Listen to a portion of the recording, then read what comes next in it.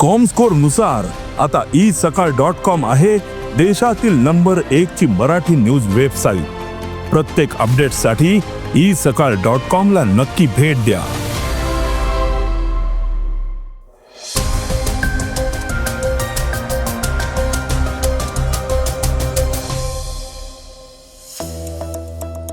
शेतकऱ्यांसाठी मोफत वीज योजना सर्वांसाठी नाही.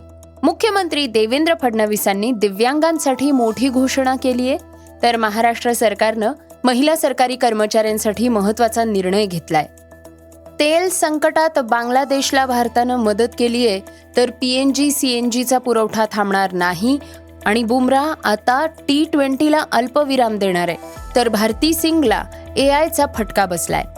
या बातम्या आपण आजच्या पॉडकास्टमध्ये ऐकणार आहोत. नमस्कार, मी गौरी कुबेर. आज 11 मार्च वार बुधवार. तुम्ही ऐकत आहात देशातील नंबर 1 मराठी न्यूज वेबसाईट isakal.comचं पॉडकास्ट. पॉडकास्टची पहिली बातमी आहे मुख्यमंत्री बळीराजा मोफत वीज योजनेची. महाराष्ट्राच्या महायुती सरकारनं शेतकऱ्यांसाठी सुरू केलेल्या मुख्यमंत्री बळीराजा मोफत वीज योजनेबाबत मोठी स्पष्टता आता समोर आलेली आहे. या योजनेचे लाभार्थी आणि त्यामागील अटींबद्दल मुख्यमंत्री देवेंद्र फडणवीस यांनी स्वतः मोठा खुलासा केलाय. ही योजना कोणत्याही मर्यादेशिवाय सर्व कृषी ग्राहकांना लागू नाहीये, असं मुख्यमंत्र्यांनी स्पष्ट केलंय. सरकारनं यासाठी काही अटी आणि शर्ती निश्चित केलेल्या आहेत, जेणेकरून योजनेचे फायदे हे फक्त लक्षित आणि गरजू शेतकऱ्यांपर्यंत पोहोचू शकतील.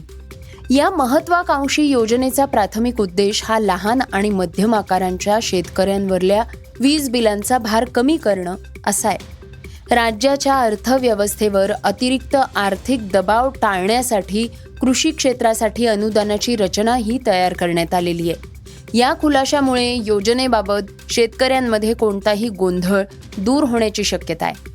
आता मुख्यमंत्री बळीराजा मोफत वीज योजनेचा लाभ घेण्यासाठी सगळ्यात महत्त्वाची अट म्हणजे पंपाची क्षमता. ही योजना ही फक्त 7.5 अश्वशक्तीपर्यंत क्षमतेचे विद्युत पंप वापरणाऱ्या कृषी ग्राहकांसाठी आहे.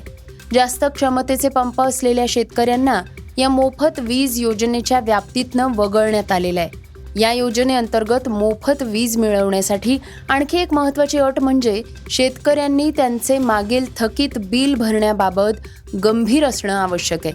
सरकारनं वीज बिल माफीचे संकेत दिले असले तरीही भविष्यात मोफत वीज उपलब्ध राहावी यासाठी नियमित वीज वापरावर लक्ष ठेवलं जाईल. विजेचा अतिरेकी किंवा व्यावसायिक वापर करणाऱ्या शेतकऱ्यांवर कारवाई केली जाऊ शकते, असे संकेतही मुख्यमंत्र्यांनी दिले आहेत. पॉडकास्टची दुसरी बातमी आहे महाराष्ट्रातल्या दिव्यांगांसाठीची. महाराष्ट्राचे मुख्यमंत्री देवेंद्र फडणवीस यांनी राज्यातील दिव्यांगांसाठीच्या आर्थिक मदतीत लक्षणीय वाढ करण्याची घोषणा केली. गेल्या 30 वर्षांपासून केवळ 1,000 रुपयांच्या टूल किट खरेदीसाठी देण्यात येणाऱ्या मदतीला आता 15% वाढवलंय आणि 15,000 रुपये करण्यात आलेले आहे. या योजनेचा प्राथमिक उद्देश हा अपंग व्यक्तींना स्वयंरोजगार बनवण्यासाठी आणि आर्थिकदृष्ट्या स्वतंत्र होण्यासाठी प्रोत्साहित करणं असा आहे. अनेकदा कौशल्य प्रशिक्षण घेतल्यानंतरही अपंग तरुणांना संसाधनं आणि उपकरणांच्या कमतरतेमुळे स्वतःचा व्यवसाय सुरू करता येत नाही. आता 15,000 रुपयांच्या मदतीमुळे ते त्यांच्या कौशल्यानुसार शिलाई मशीन, संगणक उपकरणं, ब्युटी पार्लर किंवा इतर आवश्यक उपकरणं खरेदी करू शकतील. या योजनेचा लाभ घेण्यासाठी काही मूलभूत अटी पूर्णपणे बंधनकारक आहेत, असं सरकारनं स्पष्ट केलंय. अर्जदाराकडे सरकारी मान्यताप्राप्त संस्थेकडनं संबंधित क्षेत्रात कौशल्य प्रशिक्षणाचं प्रमाणपत्र असणं आवश्यक आहे. लाभार्थीकडे वैध अपंगत्व ओळखपत्र असणं आवश्यक आहे. तसंच पारदर्शकता सुनिश्चित करण्यासाठी मदत रक्कम थेट लाभ हस्तांतराद्वारे लाभार्थ्यांच्या बँक खात्यात थेट जमा केली जाईल. इच्छुक उमेदवारांनी महाराष्ट्राच्या सरकारच्या अधिकृत पोर्टलला भेट देऊन स्वतःची नोंदणी करावी. पॉडकास्टची तिसरी बातमी आहे महिला सरकारी कर्मचाऱ्यांसाठीची. महिला सक्षमीकरणाच्या दिशेनं एक ऐतिहासिक पाऊल टाकत महाराष्ट्र सरकारनं महिला सरकारी कर्मचाऱ्यांसाठी प्रसूती रजा कालावधी वाढवण्याचा महत्त्वपूर्ण निर्णय घेतलाय. आता केंद्र सरकारच्या धर्तीवर राज्यातील महिला कर्मचाऱ्यांना 180 दिवस म्हणजेच पूर्ण 6 महिने ही पगारी प्रसूती रजा मिळू शकेल. 180 दिवसांच्या रजेनंतरही महिला कर्मचाऱ्यांना वैद्यकीय प्रमाणपत्राशिवाय आवश्यक असल्यास 1 वर्षापर्यंत अतिरिक्त अर्धपगारी रजा सुद्धा घेता येईल. या पावलामुळे नोकरी करणाऱ्या महिलांना मातृत्वादरम्यान त्यांचं कुटुंब आणि करिअर संतुलित करण्यात मोठी मदत मिळेल. महिला सुरक्षेसंदर्भातल्या शक्ती गुन्हेगारी विधेयक 2020 हे सुरुवातीला केंद्र सरकारकडे सादर करण्यात आलं होतं. परंतु 1 जुलै 2024 पासून देशभरात भारतीय गुन्हेगारी संहिता लागू झाली आणि त्यामुळे जुनं विधेयक मागे घेण्यात आलं. आता पोलीस महासंचालकांच्या अध्यक्षतेखाली असणाऱ्या समितीच्या शिफारसींच्या आधारे नवीन विधेयकाचा हा प्रस्ताव कायदा आणि न्याय विभागाकडे पाठवण्यात आलेला आहे. हा नवीन सुधारित शक्ती कायदा लवकरात लवकर मंजूर करण्यासाठी सरकार वचनबद्ध आहे.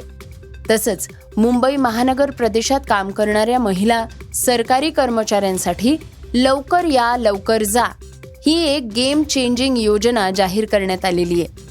मुंबईतल्या लोकल ट्रेन्स आणि रस्त्यांवरल्या गर्दीच्या वेळेतील आव्हानं हे लक्षात घेऊनच सरकारनं हे पाऊल उचललंय. पॉडकास्टची चौथी बातमी तेल संकटाची. अमेरिका, इस्रायल आणि इराण संघर्षामुळे अनेक देशांमध्ये इंधनाचा तुटवडा निर्माण झालेला आहे. भारतानं बांगलादेशला 5,000 टन डिझेल पुरवण्याचा निर्णय घेतलेला आहे आणि भारतानं एका करारानुसार बांगलादेशला डिझेलचा पुरवठाही केलाय. भारताचा बांगलादेशशी करार आहे.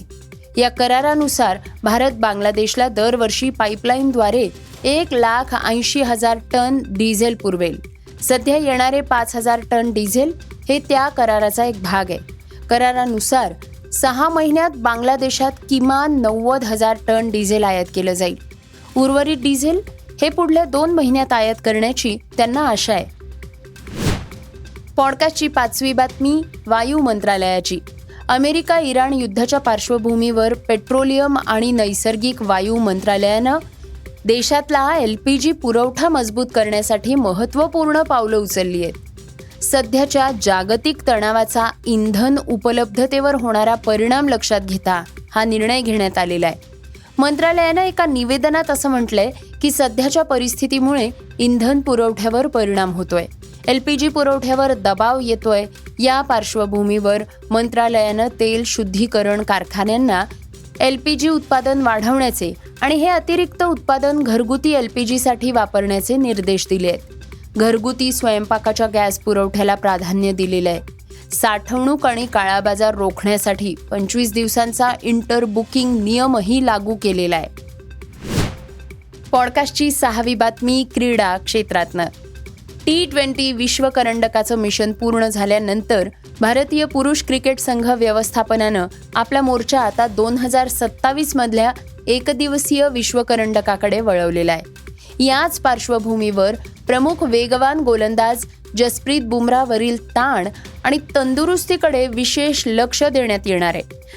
जसप्रीत बुमराहला पुढील 18 महिने T20 द्विपक्षीय मालिकांमध्ये खेळवण्यात येणार नाहीये. फक्त 1 दिवसीय सामन्यांमध्ये तो भारताचं प्रतिनिधित्व करताना दिसणार आहे.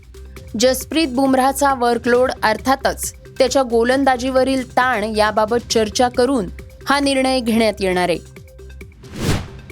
पॉडकास्टची शेवटची बातमी प्रसिद्ध कमेडियन भारती सिंगची. प्रसिद्ध कमेडियन भारती सिंगच्या नावाचा आणि आवाजाचा वापर करून बनावट जाहिरात केल्याचा प्रकार आता समोर आलेला आहे. सोशल मीडियावर एक व्हिडिओ मोठ्या प्रमाणात व्हायरल होतोय. या व्हिडिओमध्ये भारती वजन कमी करण्यासाठी एका उत्पादनाचा सल्ला देताना दिसत असल्याचं दाखवण्यात येतं. मात्र हा व्हिडिओ AI तंत्रज्ञानाच्या सहाय्यानं तयार करण्यात आलेला आहे. व्हिडिओमध्ये तिचा चेहरा आणि आवाज हुबेहूब तयार केले आहेत, त्यामुळे अनेकांना तो खरा असल्याचा भास झालाय. हा प्रकार लक्षात आला त्यानंतर भारतीनं स्वतः सोशल मीडियावर व्हिडिओ शेअर करत या जाहिरातीशी आपला कोणताही संबंध नसल्याचं स्पष्ट केलं. हे होतं eSakal.comचं पॉडकास्ट, अर्थात सकाळचं पॉडकास्ट. हे पॉडकास्ट तुम्हाला कसं वाटलं आम्हाला नक्की कळवा. याला रेटिंग द्या आणि इतरांना सुद्धा रेकमेंड करा. तर आपण आता उद्या पुन्हा भेटूयात. धन्यवाद. Script and research Vrushal Karmarkar.